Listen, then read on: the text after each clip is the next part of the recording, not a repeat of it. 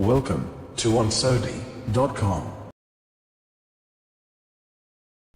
We have now arrived at Raw Processing 301, and this course is an advanced level of raw processing.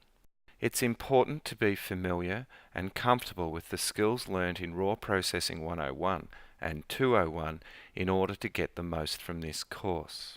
We start this course with highlight recovery and making decisions about highlight recovery, as there is always a degree of highlight recovery that can be achieved with raw files. How much to recover if it is required, and the impact of that highlight recovery on your photographs is discussed in these lessons.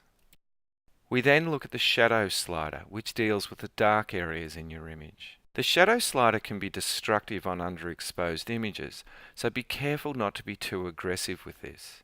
The best way to avoid this is to make sure that you don't underexpose your image at the time of capture. Although we can recover highlights, shadows will often open up too far and show stepping, which looks like image noise, and that's not a good look. Experience will help you to judge how much shadow you can lift up in your images.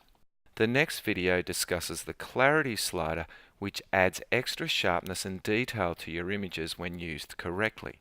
It is very powerful and has effective outcomes.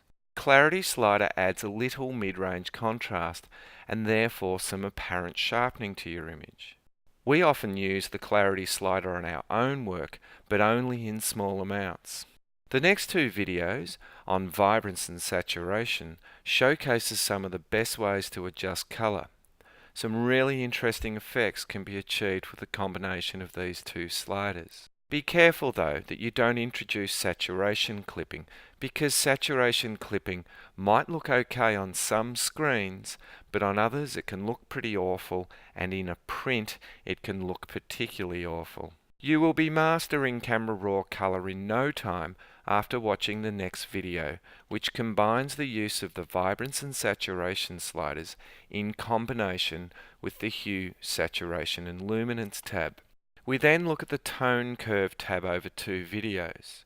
It's quite similar to the curves adjustment in Photoshop, and it adjusts and modifies contrast.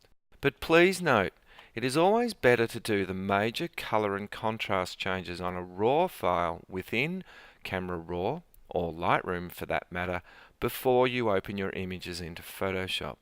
The final video shows you how to use the highlights and shadow sliders for a more subtle fine-tuning of image contrast and brightness. This video is a very advanced level and is better understood after you have practiced all previous Camera Raw adjustments. By the end of this course, and with some practice and application, you could well consider yourself at being very competent at raw processing.